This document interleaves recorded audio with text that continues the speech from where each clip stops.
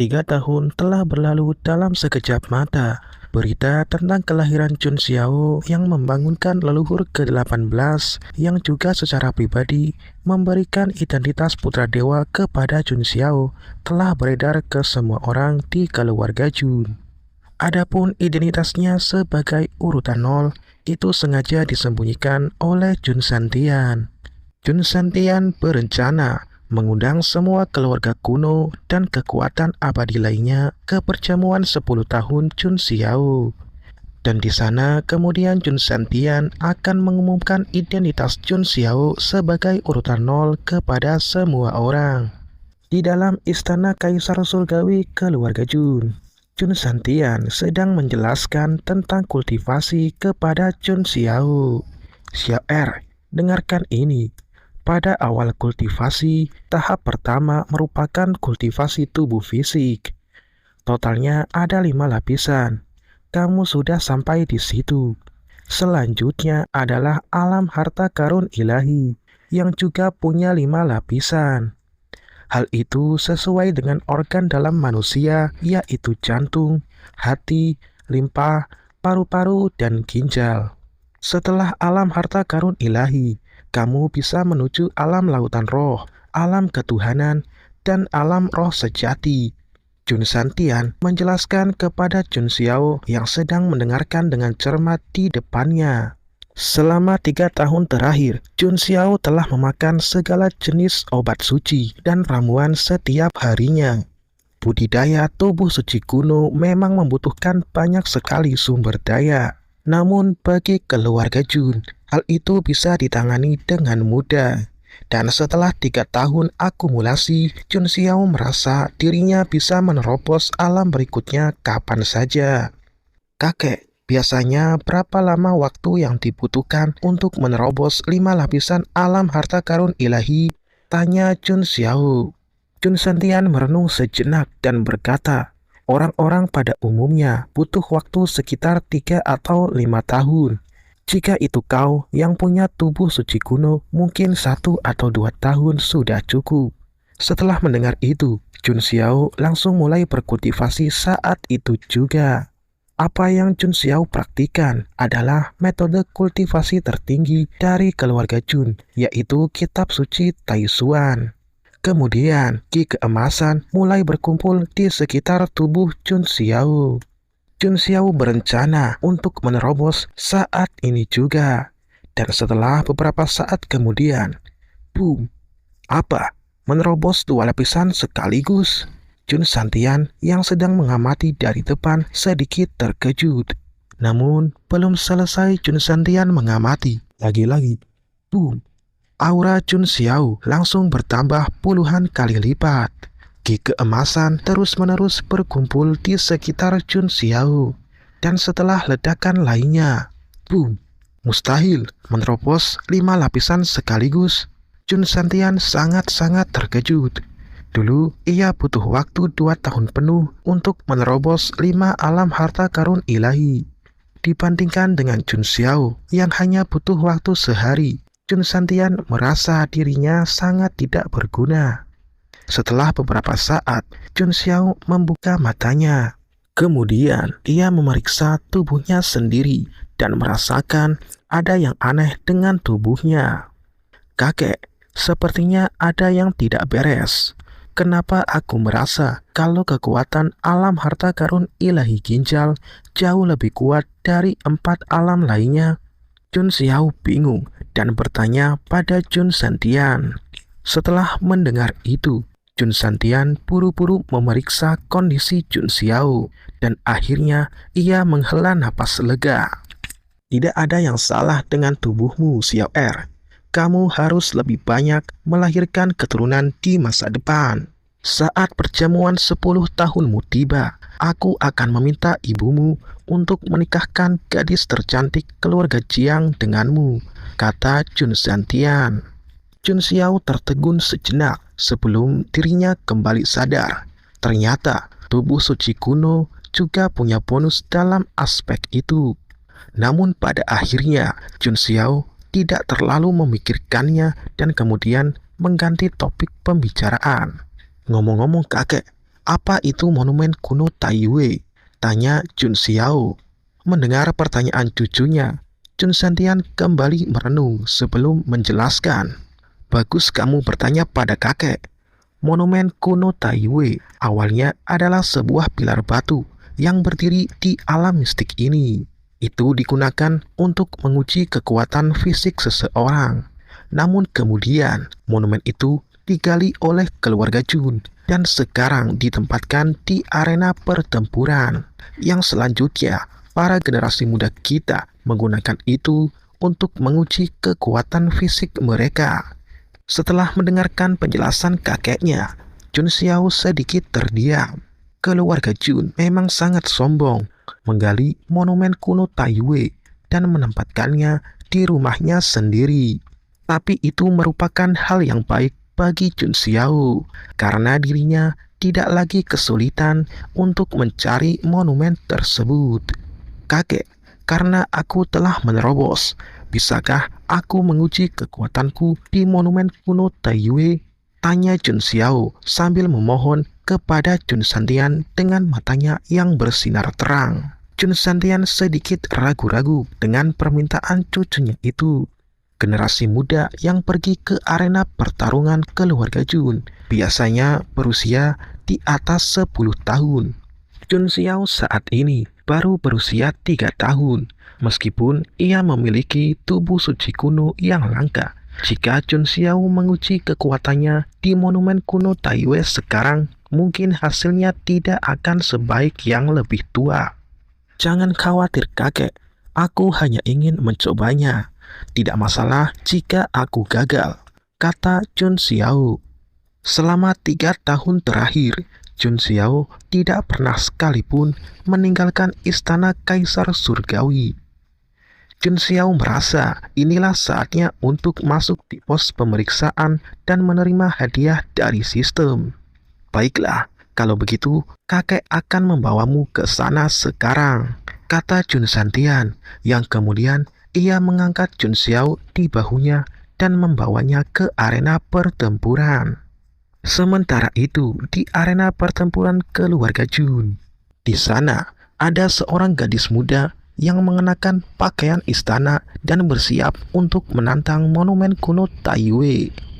Gadis muda itu berusia sekitar 14 atau 15 tahun dan punya rambut emas yang sangat panjang. Bukankah itu Chun Linglong? Sepertinya dia memiliki hati linglong yang memungkinkannya untuk memahami semua jenis metode kultivasi dengan cepat. Kata seseorang, aku dengar bahwa ada beberapa urutan yang ingin merekrutnya sebagai pengikut, tapi Chun Linglong menolak semuanya, kata orang lainnya. Banyak generasi muda keluarga Jun yang sedang bergosip sambil mengamati gadis muda yang bernama Chun Linglong itu. Chun Linglong sendiri bukanlah salah satu dari 10 urutan, tapi dia masih cukup terkenal di kalangan generasi muda keluarga Jun. Itu karena Chun Linglong memiliki apa yang disebut hati linglong. Hati seperti itu juga dikenal sebagai hati orang suci, yang mana orang yang punya hati linglong tersebut itu ditakdirkan untuk menjadi orang suci atau saint di masa depan. Meskipun saint bukanlah hal yang langka bagi keluarga kuno seperti keluarga Jun, namun di seluruh alam mistik Huangtian, para saint jelas merupakan orang-orang hebat yang berdiri di puncak kekuasaan. Karena bakatnya tersebut, beberapa urutan ingin merekrutnya sebagai pengikut, tapi semuanya ditolak oleh Chun Linglong. Kembali ke Chun Linglong yang ingin menantang monumen kuno Taiyue. Chun Linglong kemudian mengumpulkan energi di kepalan tangannya, lalu meninju monumen kuno Taiyue dengan sekuat tenaga menggunakan jurus yang disebut Santian Golden Palm. Boom! Setelah beberapa saat, muncul angka 150.000 jin di monumen kuno Taiyue. Sangat kuat. Benar, biasanya orang yang sudah mengembangkan tubuh fisik mereka secara ekstrim hanya punya kekuatan 100.000 jin. Tapi sekarang Chun Linglong telah melampaui mereka. Seruan kekaguman datang dari para generasi muda keluarga Chun yang sedang menonton. Namun, Chun Linglong tetap tidak terpengaruh dengan semua pujian mereka, dan wajahnya tetap tanpa ekspresi seperti biasanya. Pada saat itu, tiba-tiba sebuah suara sarkasme terdengar di telinga semua orang. Chun Linglong, kenapa kekuatanmu hanya meningkat sedikit setelah sekian lama? Kata seorang wanita berpakaian biru yang berjalan dengan santai ke arah Chun Linglong. Mungkinkah itu Lan Qingya, pengikut Tuan Muda Chung Sanjian yang berada di urutan 10? Kata seorang murid wanita yang mengenali identitas wanita berpakaian biru tersebut. Kamu benar, kudengar dia sangat disayangi oleh Tuan Muda Sanjian, kata seorang murid wanita lainnya. Lan Qingya sebenarnya bukanlah anggota dari keluarga Chun, tapi dia adalah pengikut yang direkrut dari luar oleh Chun Sanjian yang berada di urutan 10. Mendengar kata-kata sarkasme tersebut, Chun Linglong tetap tanpa ekspresi dan mengabaikan semuanya. Tapi Lan Qingya terus berbicara. Tuan Muda Sanjian telah mencetak rekor 2,5 juta jin di monumen itu yang puluhan kali lebih banyak dari milikmu.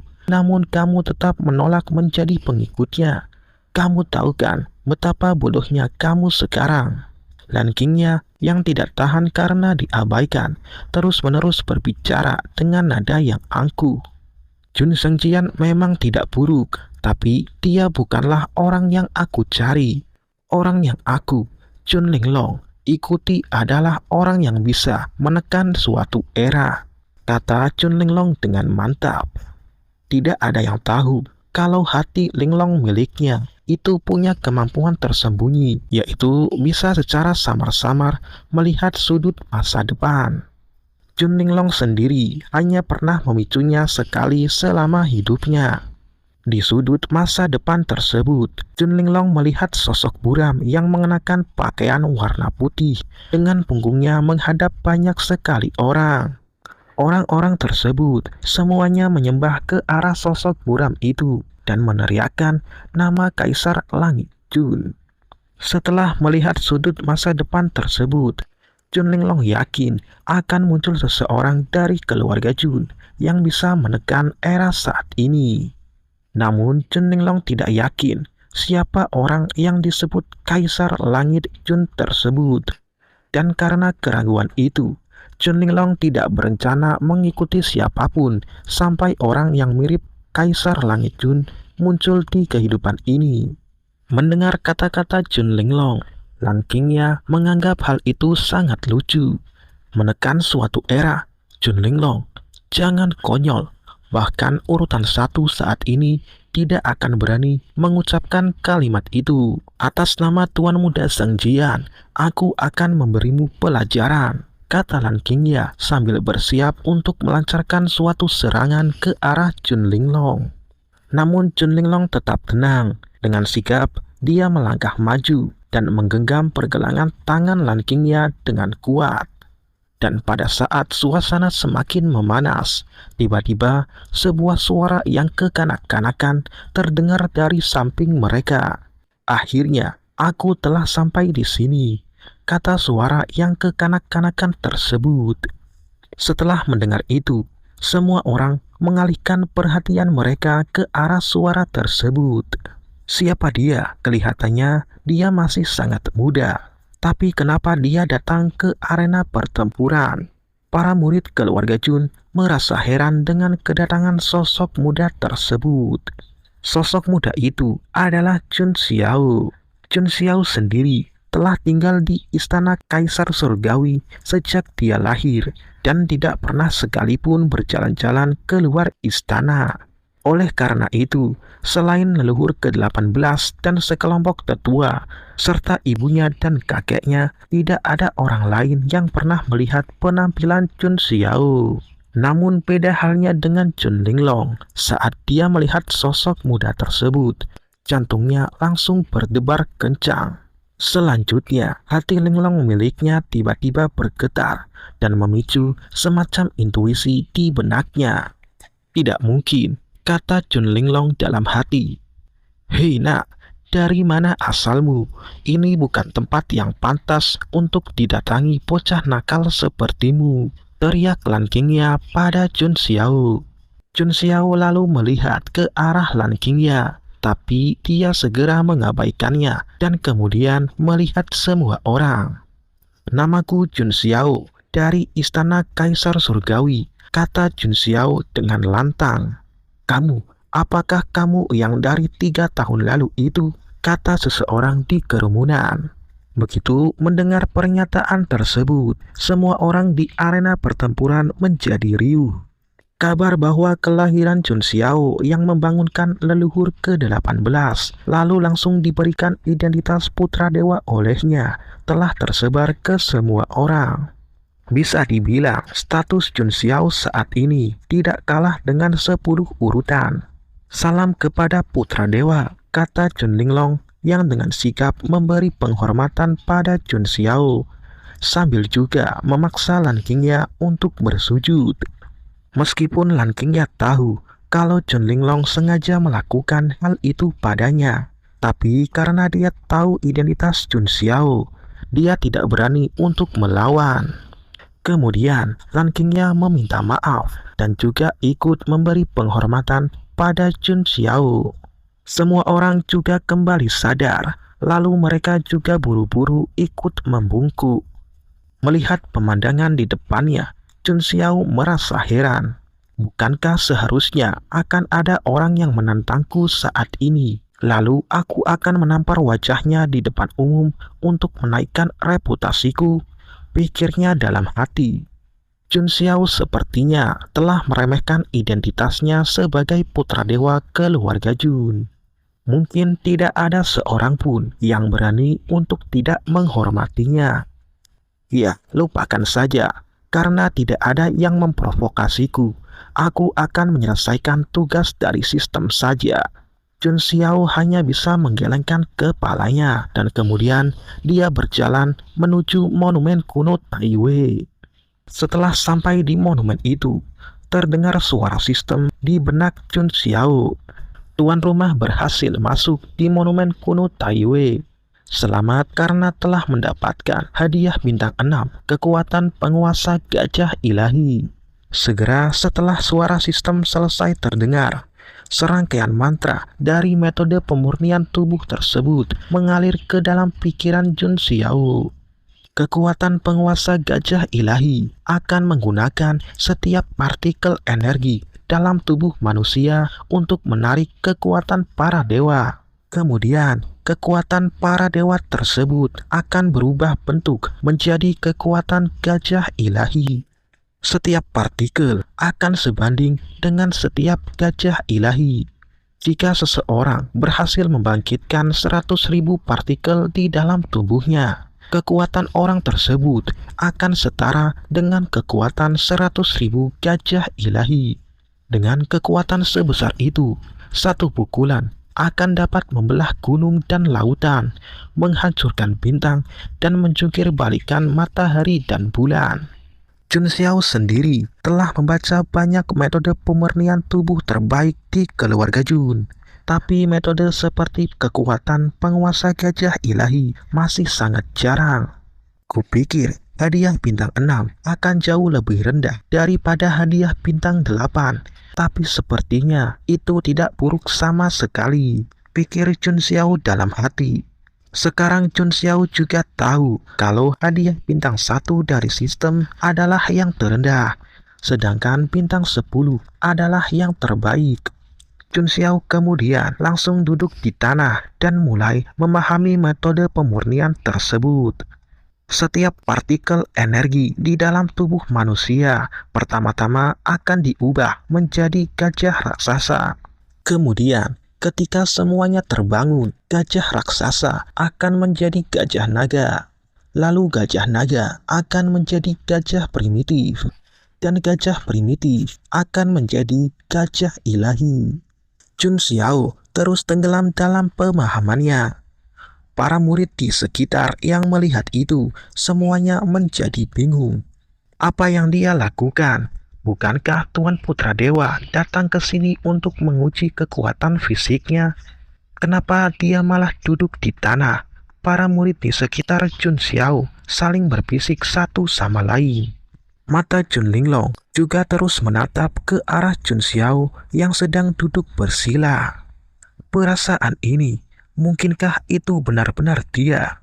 Chun Linglong terus membandingkan anak muda di depannya dengan sosok yang dilihatnya di sudut masa depan itu. Di sisi lain, Lan Qingya juga terus mengamati Chun Xiao. Jadi ini putra dewa yang dibicarakan semua orang. Dia tidak terlihat mengesankan. Tidak mungkin dia bisa mengalahkan rekor tuan muda Zheng Jian. Di usianya saat ini, mungkin kekuatannya paling banyak hanya 100.000 jin, pikir Lan Qingya dalam hati. Menurutnya, tidak akan ada yang bisa menandingi Chun Zheng Jian, termasuk Chun Xiao. Sementara itu, Chun Xiao sendiri sepenuhnya mengabaikan orang-orang di sekitarnya dan terus-menerus tenggelam dalam pemahamannya saat ini. Dia samar-samar merasakan ada 100.000 partikel di dalam tubuhnya yang belum terbangun. Chun Xiao terus mengerahkan kekuatan emas Qi dari tubuh suci kunonya, yang sepertinya juga sangat cocok dengan metode pemurnian saat ini. Tak lama kemudian, Chun Xiao merasakan salah satu partikel di tubuhnya bergetar dan terus-menerus memancarkan gelombang kekuatan ilahi. Dan setelah kekuatan itu meletus, akhirnya itu berubah menjadi partikel gajah raksasa yang sepenuhnya terbangun. Satu partikel gajah raksasa sama dengan kekuatan 10.000 jin. Jika 100.000 partikel di dalam tubuh Chun Xiao semuanya diubah menjadi partikel gajah raksasa, maka Chun Xiao akan punya kekuatan sebesar 1 miliar jin. Chun Xiao tidak puas hanya dengan membangunkan satu partikel saja. Jadi dia terus berkultivasi dan berusaha untuk membangunkan lebih banyak partikel gajah raksasa. Setelah beberapa waktu berlalu, suara ledakan demi ledakan terdengar dari dalam tubuh Chun Xiao. Satu persatu partikel gajah raksasa terbangun dan akhirnya Chun Xiao berhasil membangunkan 1.000 partikel gajah raksasa dan sekaligus menerobos ke alam lautan roh. Semua orang yang melihat itu kaget. Teknik macam apa itu? Kenapa aku belum pernah melihatnya sebelumnya? Seru seorang murid di sekitar. Tunggu, sepertinya Tuan Putra Dewa telah menerobos alam lautan roh. Ahli alam lautan roh di usia 3 tahun. Ini merupakan berita besar, kata seorang murid lainnya. Setelah 5 tahap tubuh fisik dan 5 tahap alam harta karun ilahi, tahap selanjutnya adalah alam lautan roh dengan 9 tingkat, alam ketuhanan dengan 9 tingkat, dan alam roh sejati dengan 9 tingkat juga. Semua orang di arena pertempuran yang melihat Chun Xiao menerobos alam lautan roh mulai meragukan kehidupan mereka. Bagaimanapun, Chun Xiao baru berusia 3 tahun. Tidak hanya para murid, Chun Shantian yang sedang mengamati dari kegelapan juga sangat terkejut. Cucuku memang aneh, dari mana dia mendapatkan keterampilan seperti itu? Gumam Chun Shantian. Bagaimanapun juga, Chun Shantian adalah seorang saint. Sekilas, dia bisa melihat betapa luar biasanya keterampilan milik cucunya. Di sisi lain, Chun Xiao membuka matanya. Aku telah membangunkan 1.000 partikel gajah raksasa. Baiklah, kurasa aku harus mencobanya. Gumam Chun Xiao sambil melihat monumen kuno Taiyue di depannya. Selanjutnya, Chun Xiao mengepalkan tangannya dan bersiap untuk memecahkan rekor baru di monumen kuno Taiyue.